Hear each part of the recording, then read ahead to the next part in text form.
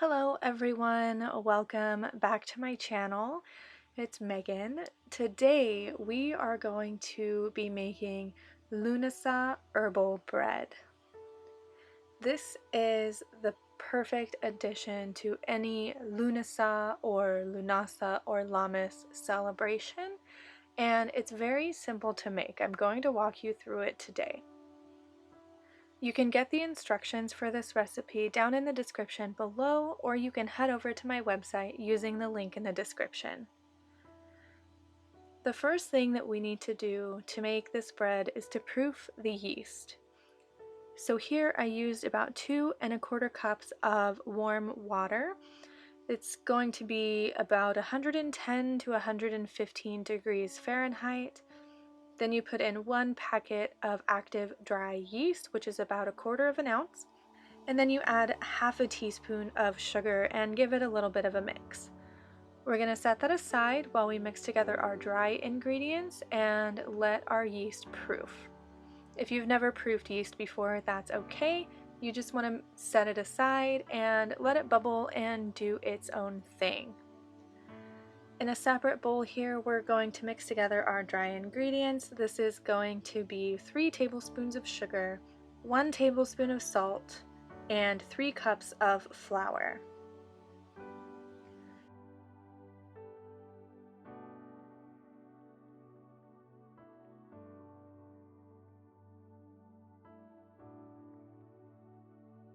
You're just going to whisk it all together to make sure that it's properly combined.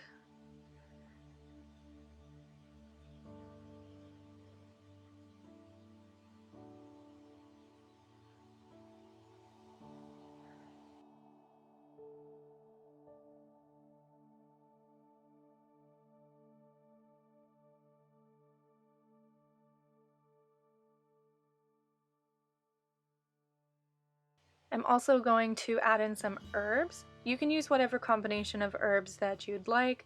Some people like to use sage, some people like to use rosemary. For me here, this is actually a combination of rosemary, basil, bay, and thyme. And again, you're going to whisk it all together to make sure that it is thoroughly combined so we don't have just one single clump of herbs in our mixture.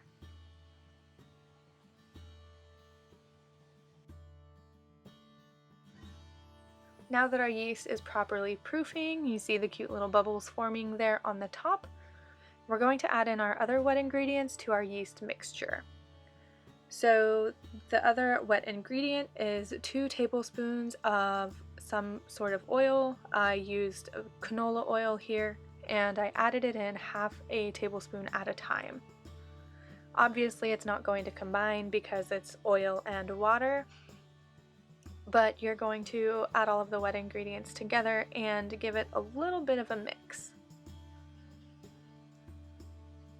I promise working with yeast is not as hard as you think it is. A lot of people are very intimidated by working with yeast because it's not something we're used to. But once you get the hang of it, it's super simple.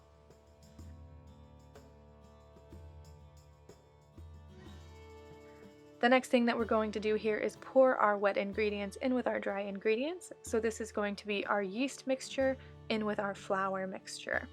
And you're going to slowly pour it in there and just mix it until it is smooth. At this point, you're not going to be forming a dough. It's just going to be a really wet mixture, almost like a batter.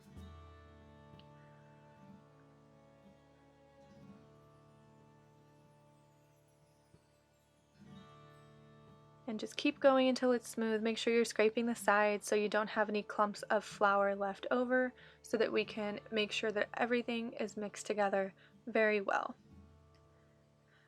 Next, what we're going to do is add in our flour 1/2 cup at a time.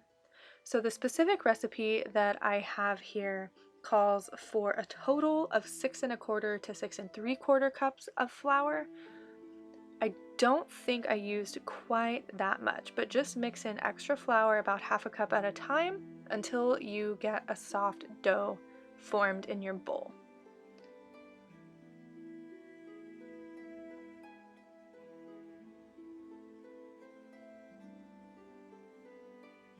and don't worry about the mess that you make. It's part of the process.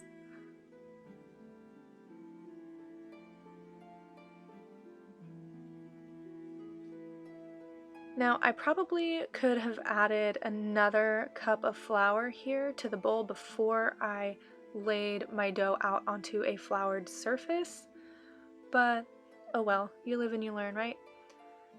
So at this point, you're going to put your dough on a floured surface. Here's just my countertop with flour on top, and then slowly knead it in together. I added some flour gently to my mixture so it wasn't as sticky. And then you're going to knead it for approximately 5 to 10 minutes until you get a nice soft dough.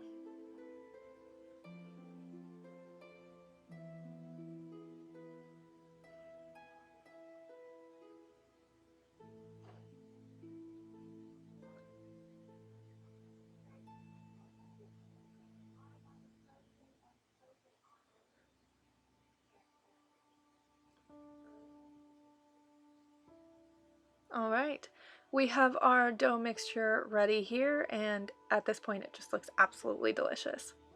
The next thing that we're going to do is we're going to oil a bowl. I just have a little bit of canola oil in my bowl. I'm wiping it down so that there's oil all over the bowl. You're going to set your dough in the bowl and then give it a little bit of a flip, just like that, so you have oil on the top and the bottom. Then we are going to cover it and let it rise for about 1 to 2 hours. I let mine rise for a total of 2 hours.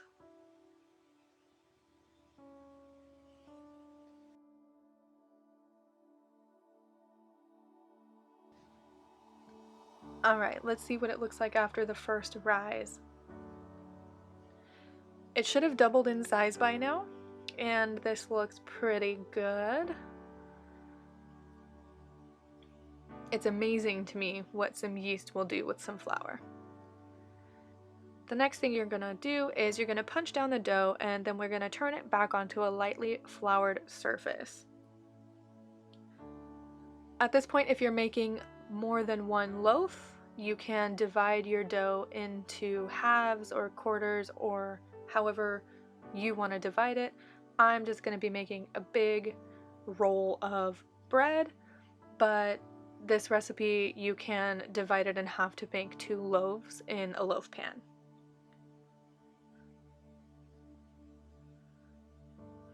And after we've punched down the dough this time, we're going to let it rise again, this time for about an hour and a half.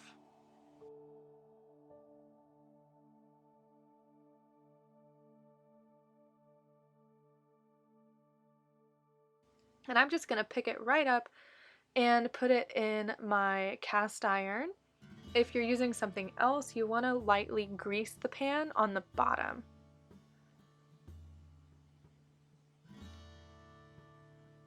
This is the point where you can carve sigils or symbols into the top of your dough.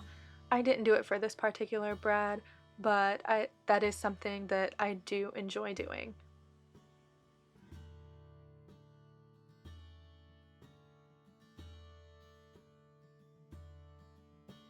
At this point, we're going to cover it and just set it aside for an hour and a half. 15 minutes before you're ready to put it in the oven, go ahead and preheat your oven to 375 degrees and wait for your oven to preheat.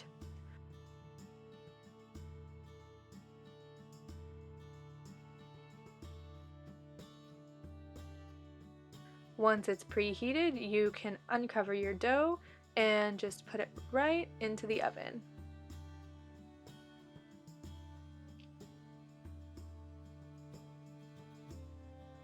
Check your dough every 15 minutes. My particular loaf stayed in the oven for about 35 minutes. I checked it at 15 minutes, and then at 30 minutes I put some melted butter on top just to give it a little bit of extra flavor and a nice crisp golden color on the outside.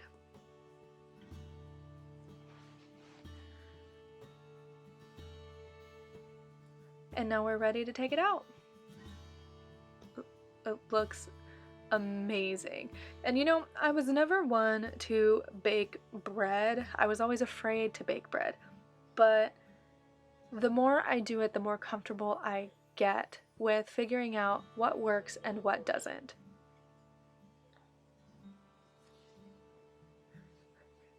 You're going to remove your bread from whatever container you had it in and set it on a cooling rack. And I know it's tempting to cut open a nice warm loaf of bread, but don't. You want to let it sit and cool before you cut into it. All right, now we're going to see what it looks like on the inside. Just cut a piece off. This piece, it was being kind of finicky. My knife wasn't sharp enough. Look at that yummy bread. This bread is really delicious, and if you use the same herbs that I did, it gives it a really nice flavor.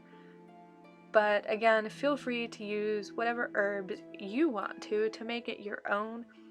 Bake it with intention and a little bit of kitchen witchery, and it is the perfect bread to add to your Lúnasa celebration.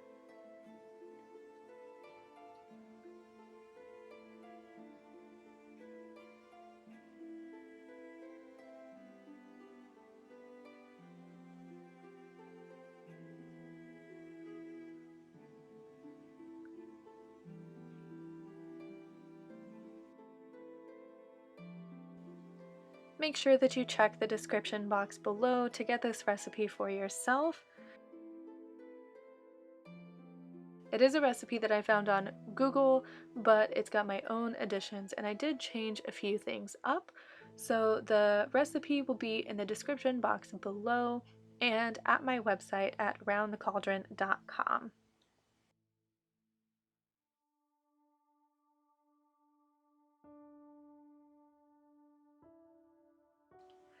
Thank you so much for watching, and a big shout out to my patrons on Patreon. Thank you, Jess, Rose, Renee, Holly, Blue, and Hillary. And I will see you back here next time.